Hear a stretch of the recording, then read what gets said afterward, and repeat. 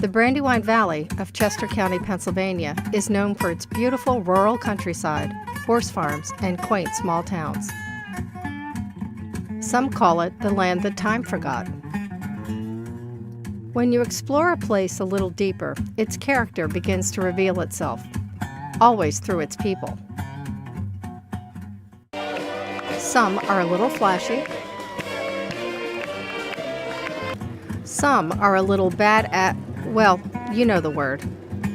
Some go so far outside the box, well, they take your breath away. Like these people. Brandywine Roller Girls!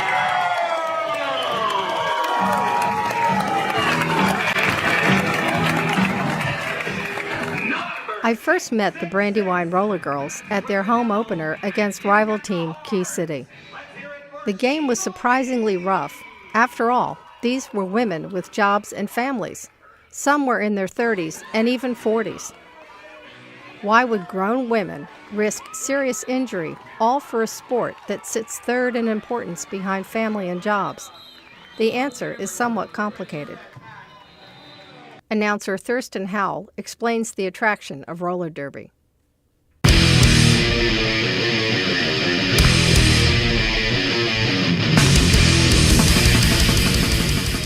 It's not fundamentally different than anything else. It's just sports.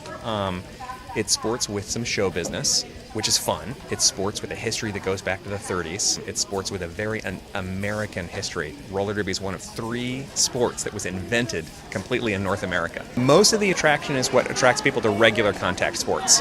See what you're capable of, a chance to work with a team. On top of that, there's a chance to have a funny name and dress up. It's not about that when you get right down to it. The folks that are attracted to that come to a couple of practices and wash out. The folks that come and see that there's a really cool team sport with a lot of strategy and a lot of hard hits, those are the folks that end up staying. Listen to Thurston Howell's play-by-play. Jammers are not released until the last blocker crosses that line. Rossi Rex passes the line, and that releases the jammers. I'll admit it, I had a really hard time understanding how points were scored in roller derby, let alone why someone would choose to risk life and limb doing it. Here's the short course. The jammer, the one with the star on her helmet, scores points by legally passing opponents. The pivot with the striped helmet acts as team captain and sets the pace. She's the last line of defense. Aggression issues would be a good thing here. The blockers, well, they've got it coming and going. They must help their jammer through the pack while simultaneously stopping the opposing jammer from getting through. I'm exhausted.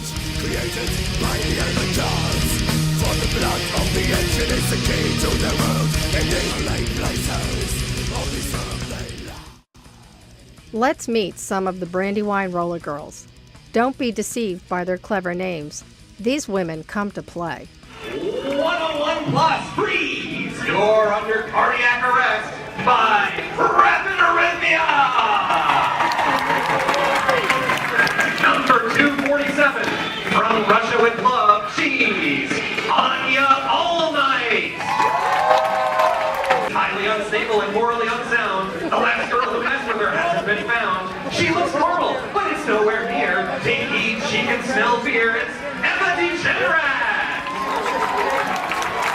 Zero MG, traumatized, it's Trauma Queen! Ladies and gentlemen, one big last round of applause for your Brandywine Roller Girls! Let's take a closer look. Emma DeGeneres and Rapid Arrhythmia. One a blocker, one a jammer, and 2 very different stories. In 2012, Emma DeGeneres summed up roller derby's attraction. I normally play back blocker, but I've been working my way up to pivot recently.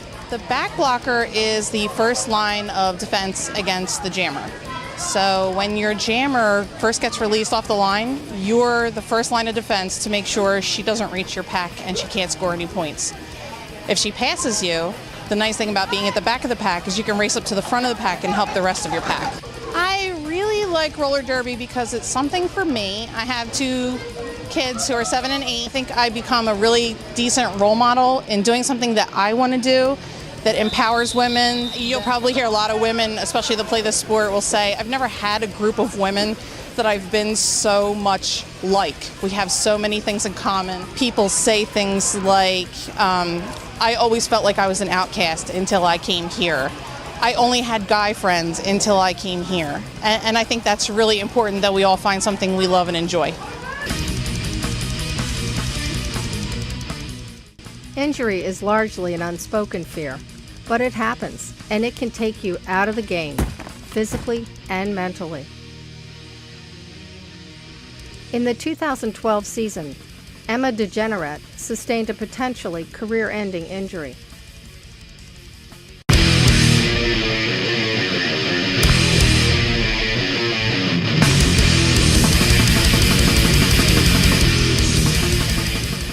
It was December 15th. We were having our championship bout. It was the fourth jam, 4 minutes in, and the jammer was coming along the outside turn, and I kind of locked onto her. I saw her going, so I started running and went over, and I came in hard because she's a big girl and she's solid. So I knew I had to get her hard, and I hit her, and when I hit her, I felt my knee go like click, click, like that, and kind of rolled off the track. I didn't want to stop play, so I rolled off the track and I kind of laid there for a minute. So the Betties won without me, though. The name of my team is the Brass Knuckle Betties. Are you still a member of the Brass Knuckle Betties, even though you're not skating this season? Yes. I was actually elected captain this year, so I'm one of the co-captains now. So what does this mean to you, being out of the play this year? It's hard to sit by and watch. I started this gig as this fat girl who couldn't really skate, and I don't want to go back to that. Has it changed your attitude now that you have been hurt? Do you think you're going to be a little more cautious, or are you itching so bad to get out there that you're just going to go for it?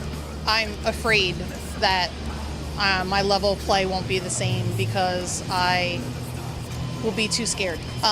There have been a ton of injuries. Rapid Arrhythmia had a really bad compound fracture, was almost compound fracture, right at the beginning of her season. Probably the worst one I've actually physically seen. What do you think roller derby has done the most for you now that you've had time to kind of reflect? You're not in the action and you've really got to think about, maybe the possibility of not skating. Skating's done, not just skating, but the camaraderie with the girls has done a lot. My husband recently lost his job, and I have 2 little girls, and my Brass Knuckle Betty teammates just gave me a gift card to Wegmans, and you don't get that everywhere. It's like a sisterhood. We care about each other, and while I was out having surgery, my teammates brought us dinner. They've been helping so much. Nothing that I've ever experienced before in my life. And that is the biggest change in my life. It's made me a different person. I can share a lot of pieces of myself to try and help other women, which I couldn't do before because I was too closed off. So I feel like they've helped me do that. So if, God forbid, it should happen that you don't get back on skates, are you still going to stay involved with roller derby?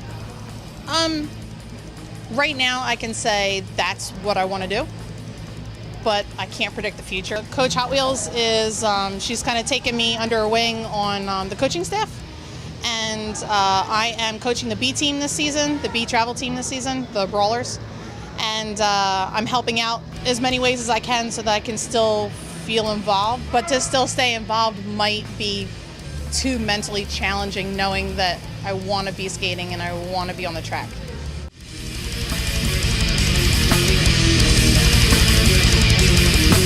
Out from a time before the time. Out from a lens beyond the stars in the time. Rapid Arrhythmia approaches roller derby with all the enthusiasm of a young athlete and the certainty of youth. I understand you were injured last season and you're trying to make it back on the team. Last season, it was the middle of May, just before our first home bout. I broke my tibia and my fibia in my left leg. It was a compound fracture of both bones, and I ended up in surgery the next day having a rod inserted down the tibia and 4 screws holding that rod in place. So with such a serious injury, why would you want to come back into the competitive skating world?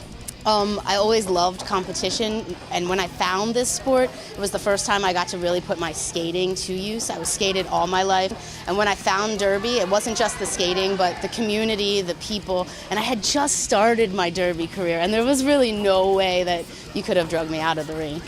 So how long were you skating before you got hurt? Bouted twice, and then got hurt. So it was very early in my Derby career that my injury had taken place. So what do you think your odds are of making it back on the team? My hope is to try out for a travel team. I made the travel team last year, only got to bout with them once. I don't know what my shots are. We have some really good skaters. We have some really good transfers that came over. I just know it's one more practice that I'll get if I show up for that tryout, so I'm definitely in. What does your doctor think about this? I guess it depends who you ask. My surgeon, I think he understands the kind of special kind of crazy that Derby has, and he said I'm cleared, I'm ready to go. He knows that there's a risk, I know that there's a risk, but there's also a risk in everyday life, right?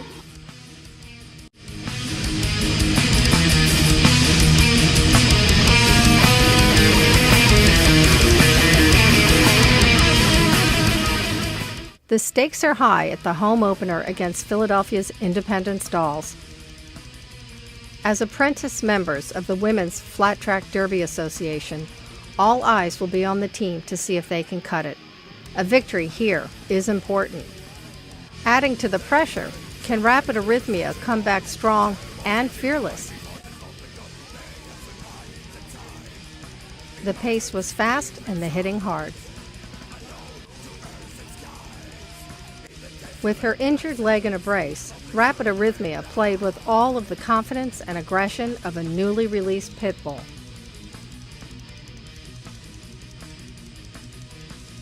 Even when she was not in the mix, her heart was on the track. Brandywine prevailed with a definitive victory over the Independence Dolls. Congratulations, you had a really resounding victory tonight. How does it feel to win your first bat out after your big injury? It feels completely amazing overall. All our girls worked really hard. I feel really fortunate just to be on this team with these girls. I have a long way to come, but this is a great start. Well, you had a great opening. You looked really strong. Did you feel good out there? I feel amazing. Yeah, I'm ready to go. Whenever they release me, I'm going to do my best on the track, and I'm ready to go. It's 100%. Yeah. Congratulations. Thank you so much. Sadly, it was not to be an injury-free night. One of the Independence Dolls was taken out of the action. To earth and skies, in the desolate places, only some they lie.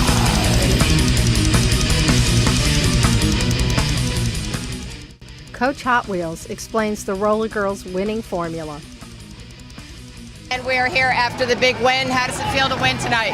It's so exciting. It's so exciting. It was like, it's 3 years in the making, and we finally get noticed by one of the major powerhouse leagues on the East Coast, and they've been mentoring us through our apprenticeship program, and this was the last piece in the puzzle. It's just amazing. This was a pretty resounding win. I think there's no mistake that the Brandywine Roller Girls can play with the big girls. What do you think about that? Oh, I absolutely think we can play with the big girl. I think that we have a really special thing. We have a special thing that we've built, and you can have the most talented skaters in the world all on one team, but when you finally have a team that is talent plus teamwork plus real commitment, you have something entirely different, and that's what we have. It was a winning weekend for all the Brandywine Roller Girls. The belligerents' overwhelming victory over the Philadelphia Independence Dolls cemented their entry into the Women's Flat Track Derby Association. And Emma DeGenerette's coaching debut with the Brawlers was a huge success, posting a 237-206 win over the Salisbury, Maryland Y-Kamikazes. I think Rapid Arrhythmia said it best when she said that Derby has a special kind of crazy.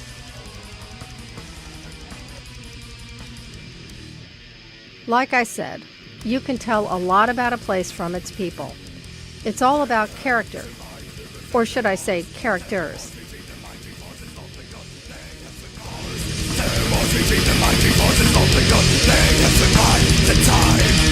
In mountains deep inside, unknown to earth and skies, in the desolate places of the survey line.